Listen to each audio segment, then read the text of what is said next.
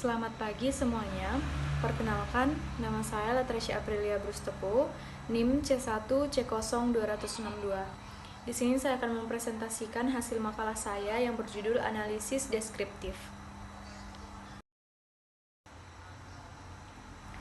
Baiklah, yang pertama saya akan menjelaskan tentang pengertian analisis deskriptif. Analisis deskriptif adalah sejenis penelitian data yang membantu dalam menggambarkan, mendemonstrasikan, atau membantu meringkas poin-poin data sehingga pola-pola itu dapat berkembang yang memenuhi semua kondisi data. Ini adalah teknik mengidentifikasi pola dan tautan dengan memanfaatkan data terkini dan historis. Karena mengidentifikasi pola dan asosiasi tanpa melangkah lebih jauh, ini sering disebut sebagai analisis data paling dasar. Selanjutnya yaitu ada tujuan analisis deskriptif. Di sini ada 3 tujuannya. Yang pertama yaitu mendeskripsikan. Tujuan pertama yaitu mendeskripsikan. Maksudnya adalah penelitian deskriptif pada tahap awal yaitu mendeskripsikan temuan-temuan peneliti berdasarkan data-data yang dianalisis. Yang kedua yaitu menjelaskan. Tujuan kedua adalah menjelaskan, maksudnya adalah penelitian deskriptif akan menjelaskan hasil deskripsi penelitian yang telah ditemukan berdasarkan data-data tersebut. Yang ketiga yaitu memvalidasi. Yaitu maksudnya penelitian deskriptif pada tahapan terakhir setelah mendeskripsikan dan menjelaskan temuan, maka kemudian tugas penelitian deskriptif adalah memvalidasi kebenaran dan keakuratan hasil temuan tersebut. Selanjutnya ada temuan analisis deskriptif. Penelitian deskriptif memiliki kriteria-kriteria yang harus diperhatikan. Nah, di sini ada 5 kriteria. Yang pertama yaitu tujuan spesifik. Tujuan dalam penelitian deskriptif haruslah spesifik, fokus, dan tidak melebar pada bidang lain. Kedua yaitu data berdasarkan fakta. Data-data yang digunakan dalam penelitian deskriptif merupakan fakta-fakta yang ditemukan, yaitu berupa fenomena, peristiwa berdasarkan kejadian ini di masyarakat. Ketiga, permasalahan menarik dibahas atau diteliti. Permasalahan dalam penelitian deskriptif haruslah menarik dan layak untuk dibahas atau diteliti, supaya mendapatkan hasil dengan sudut pandang yang baru di masyarakat. Yang keempat yaitu waktu dan tempat jelas. Perincian waktu dan tempat yang digunakan harus jelas dan rinci supaya penelitian tersebut berlangsung dengan sempurna dan proses analisis dapat secara sistematis atau urut. Kelima yaitu hasil penelitian detail.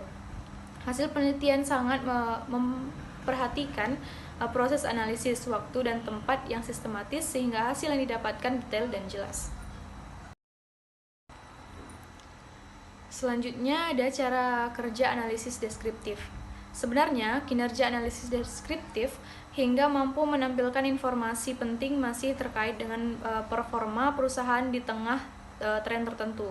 Sehingga garis besar, cara kerja analisis deskriptif dibagi menjadi 4, yaitu yang pertama, identifikasi metrik. Langkah awal yang digunakan terus saja mengidentifikasi metrik yang ingin diukur. Tiap perusahaan pasti memiliki tujuan bisnis tertentu dalam suatu periode waktu. Kedua, identifikasi data yang diperlukan. Setelah mengetahui metrik yang ingin diukur, apa yang harus dilakukan selanjutnya? Jika sudah tahu metrik yang ingin diukur, tentukanlah data yang kiranya berhubungan.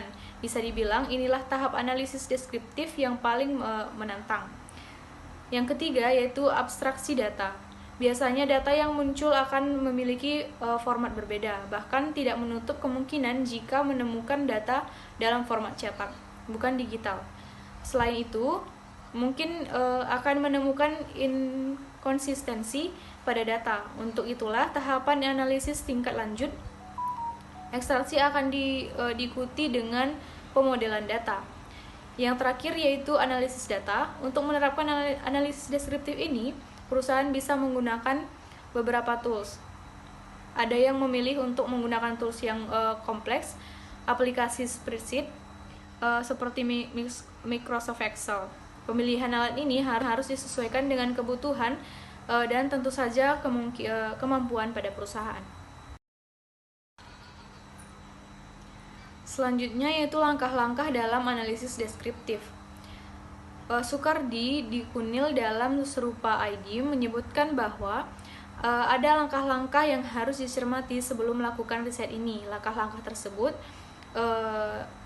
bisa dipelajari seperti di bawah ini. Yang pertama, mengidentifikasi permasalahan spesifik dan signifikan untuk dicari solusinya dengan metode penelitian deskriptif. Kedua, merumuskan dan membatasi permasalahan secara spesifik. Ketiga, menentukan jumlah dan manfaat penelitian tersebut. Keempat, melakukan studi pustaka dengan sumber-sumber berdasarkan permasalahan yang diteliti. Kelima, menentukan kerangka berpikir dan hipotesis penelitian sesuai dengan tujuan penelitian. Keenam, menentukan metode yang akan digunakan dalam penelitian tersebut. Ketujuh, mengumpulkan, mengorganisasi, dan menganalisis data temuan penelitian dengan teknik statistika. Dan yang terakhir yaitu membuat laporan penelitian berdasarkan sistematika. Selanjutnya yaitu metode-metode dalam analisis deskriptif. Di sini ada 7. Yang pertama yaitu metode studi kasus. Penelitian dengan metode studi kasus adalah metode yang berfokus pada suatu objek untuk mempelajari kasus tertentu yang berkaitan. Yang kedua, metode deskriptif kesinambungan. Penelitian dengan metode deskriptif kesinambungan ini adalah metode yang dilakukan secara kontinu atau berkesinambungan dengan riset sebelumnya untuk mendapatkan hasil atau pengetahuan yang menyeluruh mengenai suatu peristiwa atau fenomena. Ketiga, penelitian survei. Penelitian dengan metode survei merupakan metode yang mengumpulkan informasi dengan menggunakan kuesioner, jajak pendapat, atau survei dalam pengumpulan datanya. Keempat, penelitian kepustakaan. Penelitian dengan metode kepustakaan adalah penelitian yang memiliki mengenai suatu permasalahan lalu mengaitkannya dengan tulisan-tulisan yang berkaitan dengan permasalahan tersebut. Kelima, penelitian komparatif, yaitu penelitian yang melakukan perbandingan suatu hal dengan hal yang lain. Keenam, penelitian tindakan, yaitu penelitian yang mengenai suatu tindakan yang memiliki tujuan untuk memberikan solusi atau meningkatkan kemampuan mutu dan sebagainya. Dan yang terakhir yaitu penelitian analisis pekerjaan dan aktivitas, yaitu suatu metode yang bertujuan untuk menjawab atau menemukan inovasi dalam bidang tertentu yang dibutuhkan di masa mendatang. Selanjutnya yaitu jenis-jenis metode dalam analisis deskriptif. Di sini ada 5 metode. Yang pertama yaitu metode penelitian deskriptif kuantitatif, yaitu metode deskriptif kuantitatif ini suatu riset kuantitatif yang bentuk deskripsinya dengan angka atau numerik atau statistik. Kedua, metode penelitian deskriptif kualitatif, yaitu bentuk deskripsinya menggunakan fakta atau fenomena yang didapatkan dari data-data secara apa adanya. Yang ketiga yaitu metode penelitian deskriptif verifikatif, yaitu metode deskriptif yang bertujuan untuk mendeskripsikan suatu permasalahan secara aktual, sistematik, dan akurat mengenai temuan fakta di lapangan. Yang keempat, metode penelitian deskriptif korelasional, yaitu suatu riset yang mempunyai tujuan untuk mengumpulkan informasi-informasi mengenai status hubungan dari variabel-variabel yang diuji. Yang terakhir yaitu metode penelitian deskriptif analitik, adalah metode yang berfungsi untuk mendapatkan data-data secara mendalam. Maksudnya adalah data-data mana yang mengandung makna dan dapat mempengaruhi substansi penelitian secara signifikan. Selanjutnya yaitu kelebihan dan kekurangan analisis deskriptif. Di sini kelebihan dari analisis deskriptif ini yaitu ada 4. Yang pertama, jenis riset ini dapat menganalisis topik atau isu yang jarang, sulit, dan menyimpang terjadi di masyarakat. Yang kedua, jenis riset ini dapat melakukan pengamatan dalam kondisi sosial yang alami dan apa adanya. Ketiga, tidak banyak memakan waktu seperti penelitian kuantitatif.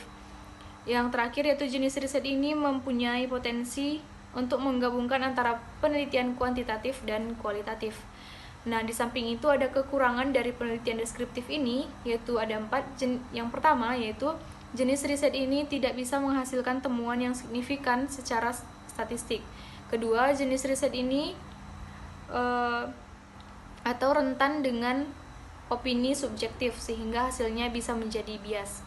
Yang ketiga, jenis riset ini tidak bisa menjelaskan penyebab di balik fenomena tersebut.